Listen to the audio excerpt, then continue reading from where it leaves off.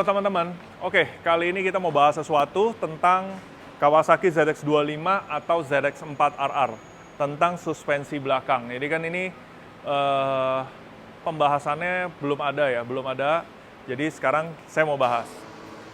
Di sini saya akan bahas beberapa shock dan komparasinya. Jadi shock standar di ZX25 atau ZX25RR atau ZX4RR. Shock standar maksudnya yang hitam, bukan yang di RR. Habis itu kita komparasi dengan shock dari RPM Suspension Taiwan yang didevelop khusus oleh One Tree Motor Shop. Jadi development khusus, customized product. Artinya memang produknya bukan standarisasinya RPM tapi udah di-tune by us. Dan juga ada lagi nanti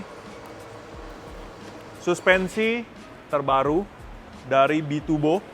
Special development juga, ini waktu kebetulan lagi engineeringnya B2Bo datang dan kebetulan ZX4RR launching di US, jadi langsung mereka buru-buru juga. Waktu itu pakai motor ini, testing, fitting, ukur, dan lain-lain. Ini adalah prototipenya, dan ini adalah versi tertinggi XXZ series B2Bo untuk ZX25 atau ZX4. Dan seri ini adalah seri yang akan nanti dipakai buat balap di luar sana. Di Indo, mungkin soon Kawasaki Indonesia mau bikin one make race.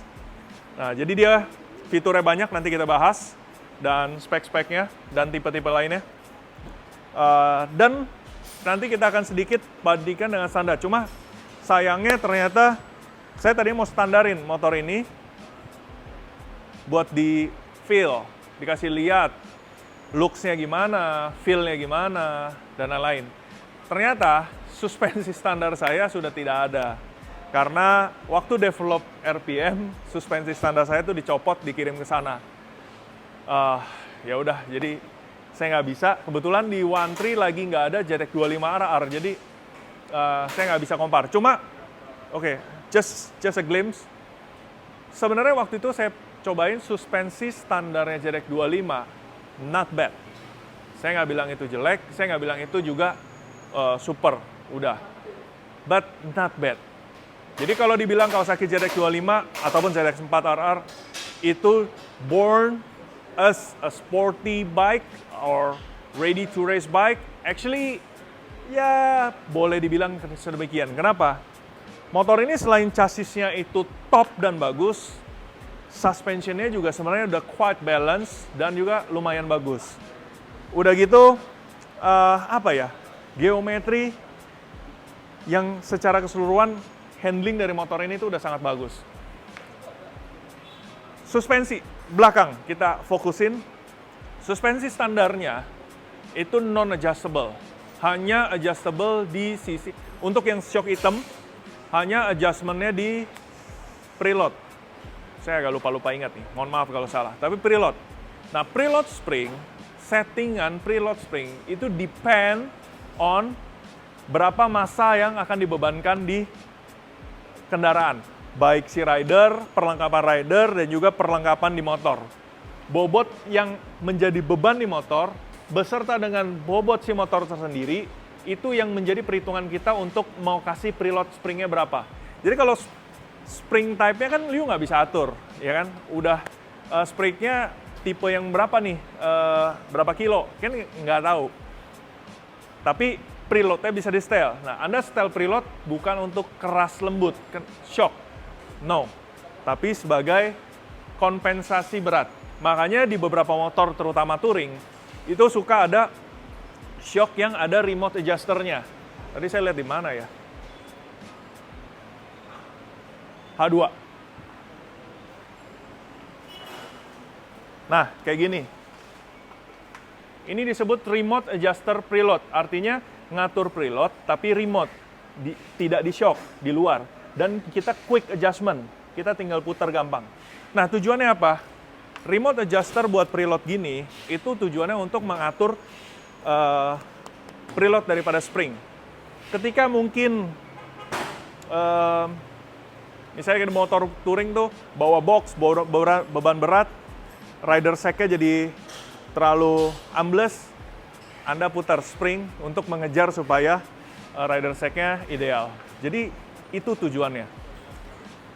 Standar damping feel-nya itu udah pretty good. Tapi bisa dilebih baikkan lagi. Nah, gitu. Jadi kayak kita punya customer namanya Bimo. Dulu dia rutin balap. Dia seorang yang sangat teknis. Dia adalah seorang yang sangat paham. Jadi dia udah puas banget waktu itu dia beli ZX 25R. Standar aja, dia nggak pusing. Dia memang pakai benar-benar buat manuver, cornering, dan lain-lain. Dia quite amazed dengan motor kondisi stok. Tapi memang ada limit-limitnya kan, ya kan? Puas tapi ada limit. Terakhir ganti suspensi dengan aftermarket, itu limitnya itu bergeser.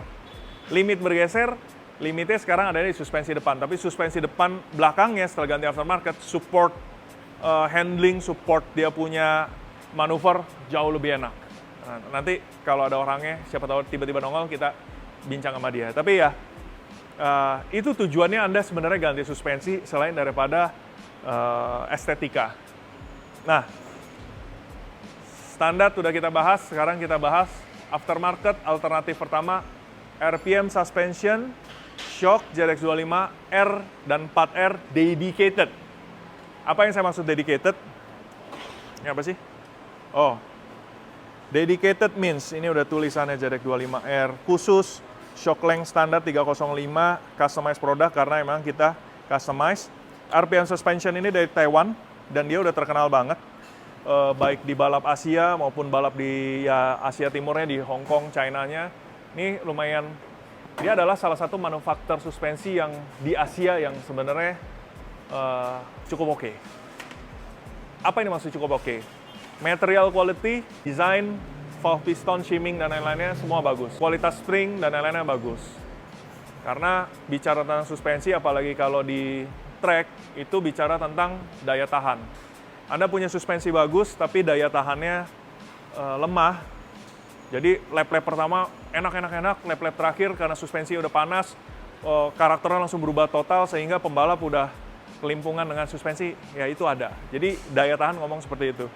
Nah, kita nggak lari kemana-mana. Nah, sekarang ini suspensi RPM. Jadi ini kita develop bareng sama One3 dan Sana. Developmentnya nggak cepet ini.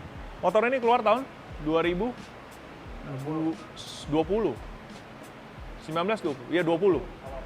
Awal COVID. 2020 launch. Kita baru bisa punya shock suspensi ini tuh 2021 kali. Pokoknya hampir 1 tahun kita development dan testingnya itu sampai sampel 7 kali. Yes, kenapa 7 kali? Karena saya orangnya bawel. Dan kenapa saya bawel? Karena saya yakin market Indonesia bukan lagi orang yang ganti shock, yang penting looks-nya, yang penting kasta atau apa, udah bukan yang kayak begitu. Sekarang lebih kepada ya oke, kita spending money untuk beli suspensi dan kita pengen manfaat. Nah, jadi ya saya nggak mau main-main. Kalau memang ada kesempatan untuk bisa develop, kita develop dengan baik, benar, supaya yang pakai nanti semua pasti harus acung jempol gitu. Suspensinya seperti ini. Ini ada warning. Aduh, bentar. Saya keluarin dulu. Oke. Pusingnya keluar. Oke. Ini deh. Dah. Jadi ini kelengkapannya, alat setting sama clamping. Oke. Suspensinya seperti ini. Jadi simpelnya dia memang ada secondary can. Terus suspensinya warnanya memang saya order khusus, warnanya sesuai dengan selera keinginan para market Indonesia, maunya warna begini. Nah, di sini kalian bisa lihat produksi suspensi RPM yang kita customize dengan spek daripada kita. Kodenya adalah O3M, strip 22C. O3M ini artinya ya One3 Motorshop. One3 Motorshop. Kamu bisa lihat bodinya. Dari bodi sendiri, nah ini gini deh. Dari bodi sendiri kualitasnya udah bagus, aluminiumnya dan CNC-nya. Di sini kalian bisa lihat bushingnya, ada karet dampingnya, ya kan? Karet damping. Ini adalah setelan preload. Ini pakai spring. Springnya diameter berapa, ulirnya berapa, dan besarannya. Ini udah memang hasil riset yang kita temukan paling sweet. Setelan preload. Lalu di bawah, kalian bisa lihat di sini ada setelan, jatuh. Setelan rebound. Ini setelan rebound. Terus saya juga minta order khusus bahwa length daripada shock itu bisa di-adjust. Makanya di sini ada warna biru. Saya minta request supaya warnanya terlihat biru. Nah, ini kebetulan bushingnya keluar ya. Kelihatan, ini bushingnya. Cara mereka bikin bushing. Bushingnya juga bagus kan. Jadi materialnya bagus, productionnya juga bagus, well made. Ini ada bushingnya. Juga semua dipikirin dengan seksama. Ini pengaturan length daripada suspensi. Jadi suspensi standar misalnya 305, Anda bisa atur supaya panjang shock lebih panjang, supaya motor belakangnya lebih nukik. Anda bisa bikin shock ini lebih pendek sedikit, supaya motor tailnya lebih turun. Tujuannya apa? Ya kalau kita yang peduli looks, rata-rata pengennya lebih nungging. Ya dong, lebih nungging, lebih sporty. Tapi kalau di sisi pembalap, tergantung dari karakter manuver yang dia inginkan. Geometri itu penting. Jadi tail tinggian atau rendahan itu depend nanti memang tujuan dia mau handling motornya gimana. Tapi karakter suspensinya semua disetting ada di shocknya. Nah, ini adjustment pada rebound. Ya.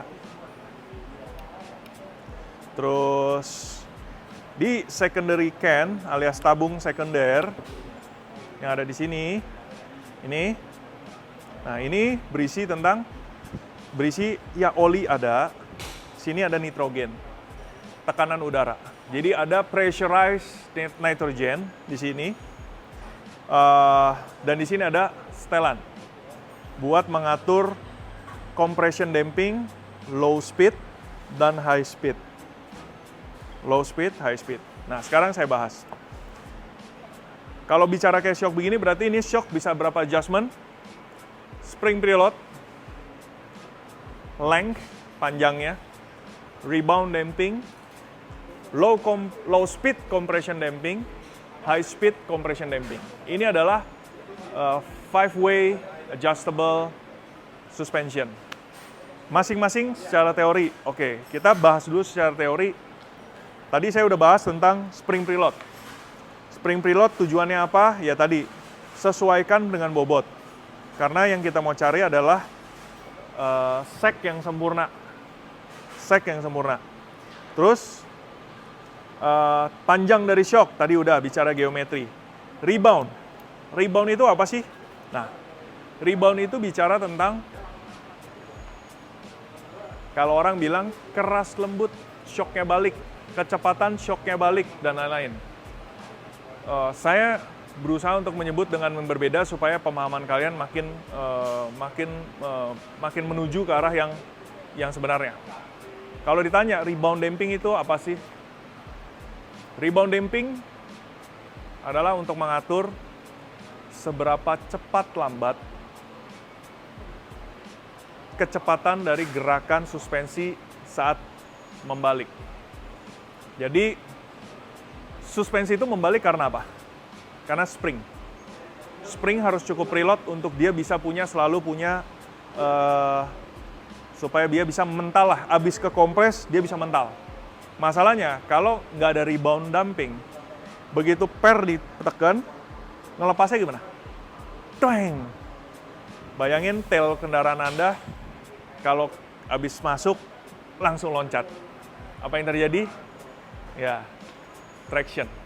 You have no traction. Dan juga no control gitu. Jadi begitu suspensi belakang itu turun, kecepatan baliknya itu diatur. Seberapa rate speed kecepatan balik itu. Nah, rebound itu kalau Anda jalanan rusak, Anda pasti pengen shock itu gerakannya cepat balik. Kenapa? Supaya dia bisa cepat gerakan absorbing jalanan yang rusaknya. Tapi ketika Anda jalannya flat, Anda pengen manuver, Anda cenderung pengen sedikit lambat. Supaya apa? Suspensi tail belakangnya nggak terlalu shaky. Jadi bisa smooth gitu. Itu rebound. Dan rebound too slow, not good. Rebound too fast, not good. Tapi pretty good kalau Anda jalan pelan dan juga jalan rusak. Nah, ngaturnya seberapa cepat? Nah ini, rebound itu nggak punya aturan pasti. Jadi tergantung dari kendali dan kenyamanan masing-masing. Maksudnya adalah dia nggak ada angka pasti. Tapi range yang pasti ideal ada. Harusnya segitu. Harus cukup cepat, tapi dia gerakannya sedikit ditahan. Itu, rebound. Terus yang di sini tombol ada compression damping, low and high speed. Compression bicara tentang, nah, saat shock diem, kena sesuatu beban atau suatu tenaga, dia kan jadi memendek. Memendeknya ini ngelawan si per. Tapi ngelawan si per juga nggak serta-merta shock langsung pluk gitu, langsung nggak. Saat neken pun dia ditahan oleh valve ini, katup, supaya kecepatannya benar-benar teratur. Harus, kalau ini bicaranya beda. Kalau compression bicaranya adalah valve-nya harus cukup untuk mengabsorb momentum atau gaya tekan. Itu harus diabsorb. Gitu ya. Low speed bicara tentang saat gerakan lembayung. High speed bicara tentang gerakan seketika dan travelnya jauh. Itu bedanya low and high speed, bukan kecepatan kendaraan. Oke, kita bahas dulu analoginya, pemahamannya, baru sekarang kita cek RPM suspension yang ada di motor saya. Nah, RPM di motor ini udah diinstal begini kira-kira nanti hasilnya. Kalau dari sisi kanan, Anda bisa lihat udah dapat include bracket untuk tabung sekundernya. Bracketnya seperti ini, pengikatnya ini, tabungnya dipasang seperti ini, ya kan, logonya. Dan ini setelan high speed, ini low speed compression. Selangnya masuk ke dalam, ke shock, shocknya juga dipasangnya seperti ini. Nah kebetulan Anda lihat yang ini, dratnya kelihatan banyak karena saya panjangin shocknya, karena saya pengen motornya lebih tinggi dan tailnya lebih tinggi, gitu. Jadi emang saya set demikian. Ini setelan rebound, setelan length. Nah, ini posisi terpasang. Oke? Nah, apa kalau bicara tentang apa unggulnya ini daripada standar? Saya susah pakai kata-kata karena emang kalian yang harus mencoba. Suspension adjustable, Anda menggantikan standar. Kalau settingannya tidak pas, belum tentu shocknya akan menjadi lebih baik daripada standar. Apapun mereknya, berapapun harganya. Tapi kalau suspensinya adjustable dan disetup dengan benar, ini hasilnya pasti akan lebih baik daripada standar. Tergantung masing-masing karakter. Terus kalau gitu, kalau semua suspensi bisa adjust, berarti suspensi merek RPM, habis itu merek yang lain, kan sama-sama bisa adjust. Sebenarnya di satu titik kalau di adjust sama-sama bisa punya karakter yang sama dong? Tidak. Karena suspensi itu punya karakter jiwa masing-masing. Karakter jiwanya tergantung dari oil yang digunakan, sistem chambernya, sistem valvingnya, kualitas daripada seal-nya. Kualitas seal, karena tackiness, kalau dia tacky, olinya tacky ataupun juga seal-nya nggak bisa low friction, gerakannya juga nggak akan smooth dan nggak akan agak ketahan.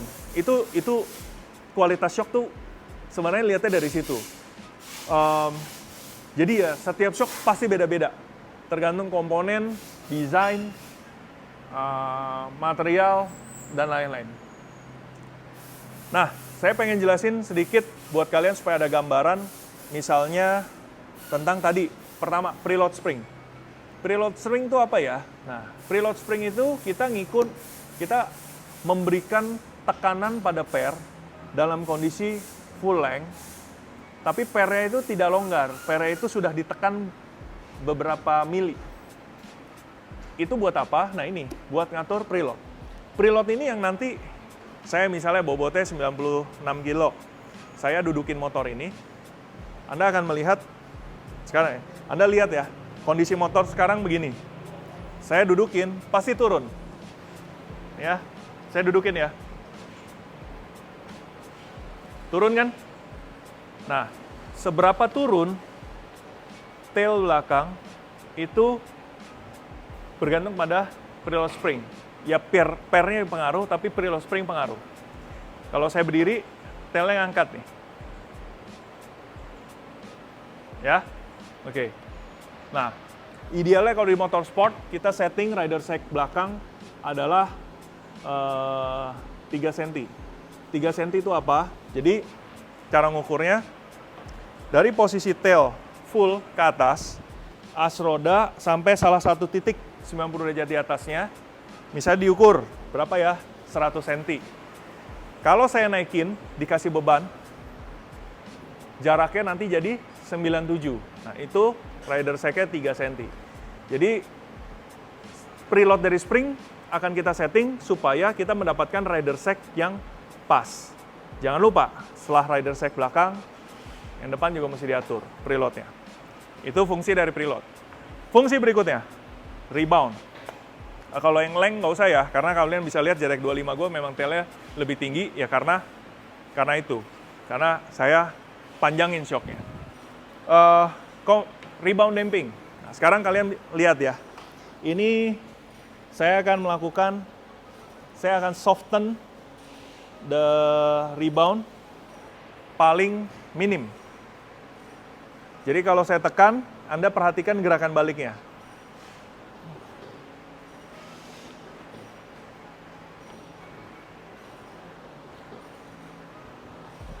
Gitu. Ini saya lagi paling soft. Sebenarnya ibarat paling minimum rebound dampingnya. Sekarang saya akan bandingkan dengan rebound damping paling maksimum. Sehingga flow daripada fluid saat mau rebound, dia lebih lambat. Pastinya gerakan tailnya lebih lambat. Can you see? Terlalu goyang. Kelihatan nggak? Kelihatan nggak? Kelihatan. Nah, gerakan melambat itu. Jadi, rebound itu bicara tentang gerakan suspensi balik setelah dikompres. Idealnya gimana? Saya selalu menekan ideal untuk gerakan cukup cepat, tapi ada ditahan.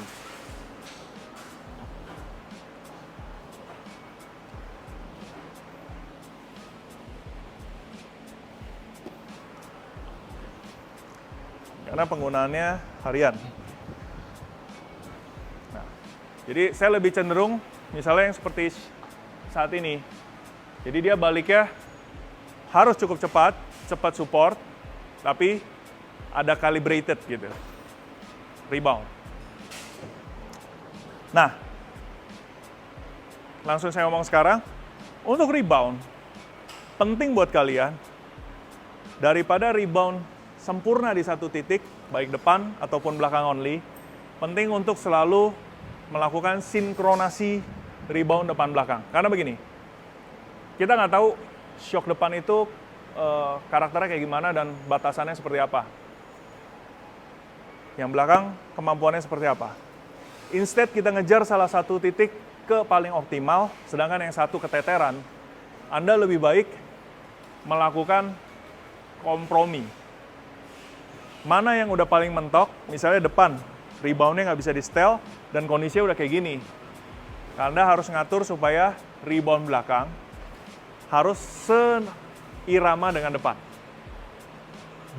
Lebih bagus sinkron daripada punya salah satu yang paling ideal, gitu. Daripada pincang tapi ideal, mendingan sinkron kedua-duanya. Ataupun nanti begitu sinkron keduanya, Anda mau lebihin sedikit, nggak apa-apa. Nanti gimana cara ngetesnya, tapi mestinya nggak di sini. Anda harus tes kondisi motor ditekan dua sisi. Cuma tangan saya lagi cedera, jadi saya nggak bisa tunjukin. Saya akan press posisi di segitiga dan juga di tempat duduk. saya akan tekan kendaraan. Nanti depan belakang harus benar-benar seirama. Nggak boleh tekan terus naik gini. Atau tekan belakangnya duluan. Nah, harus dijaga seirama. Efeknya apa? Wow, ini terutama Anda lagi manuver, ngeflip, itu sangat berasa. Jadi, usahakan terutama rebound damping punya level yang seirama. Sekarang saya akan nunjukin lagi satu tentang fungsi daripada compression. Ini pakai kunci L4. Saya ambil aja dari sini. Wah, L4-nya nggak kelihatan. Ini bisa dipakai nggak ya? Oh, ini ada nih. Oke. Sekarang semuanya saya bikin 0. Tapi susah dilihat kamera sih. Saat 0, ini efeknya adalah saya tekan lagi ke bawah. Pas saya tekan ke bawah, seberapa si shock nahan gaya tekan saya.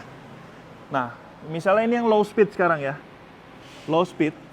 Low speed berbicara adalah, misalnya, ini saya maksimum nih low speednya nih. Low speed itu adalah compression saat misalnya Anda lagi jalanannya agak gelombang. Nah, gerakan suspensi ngeresap itu low speed. Tapi kalau polisi tidur, kena lubang, itu high speed. Low speednya berubah nggak nih? Tuh. Saya, karena bicara low speed, saya tekannya nggak pakai kejutan. Nah, ini keras nih. Dibandingkan saat saya tadi, saya nolin. Ini saya nolin lagi ya. Saya tekannya perlahan. Saya tekan perlahan aja dia mau nurut. Tapi kalau saya fullin, low speednya, pas saya tekan perlahan, dia nahan. Berasa soalnya di sini. Itu. Fine tune-nya gimana? Tergantung karakter pengendara sih. Jadi fine tune-nya nanti gimana saatnya lu ketemu jalan gelombang tapi kok motor tail-nya buk kayak mati. Nah, kendorin. Gitu aja. Simple kalau low speed. Low speed lebih ke kenyamanan lah. Kenyamanan, terus pas lagi akselerasi, karena biasanya kalau akselerasi kan shock belakang kayak gitu. Nah, itu yang nahan adalah low speed compression. Anda nggak mau dia terlalu ngedive belakangnya. Nah, high speed gimana? Ini kan lagi posisi 0 ya. High speednya saya fullin nih. Full close. Full tutup. Dah, ini full tutup. Oke. Di kamera nggak bakal pernah kelihatan nih tentang compression. Tapi feel Anda tekan itu ketahan.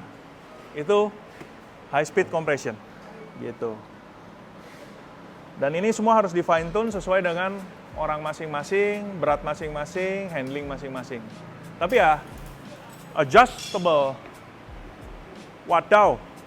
Adjustable suspension tujuannya adalah supaya Anda bisa chassis fine tune. Dan RPM suspension ini ya dengan bangga ya kita develop tentunya dengan segala pertimbangan, dengan segala kalkulasi. Jadi fine tune chassis lewat dengan RPM suspension ini akan membuat berkendara Anda pasti jauh lebih top dengan harga yang sangat murah. Harga suspensi ZX25 hanyalah 5.950. 5.950 Anda bisa dapat high quality, high grade performance suspension buat ZX25, ZX4 kalian. Looks good, lebih penuh, performance-nya juga oke. Gitu. Nah, sekarang kita akan komparasi dengan merek lain, Biturbo, dan kita lanjut di part 2.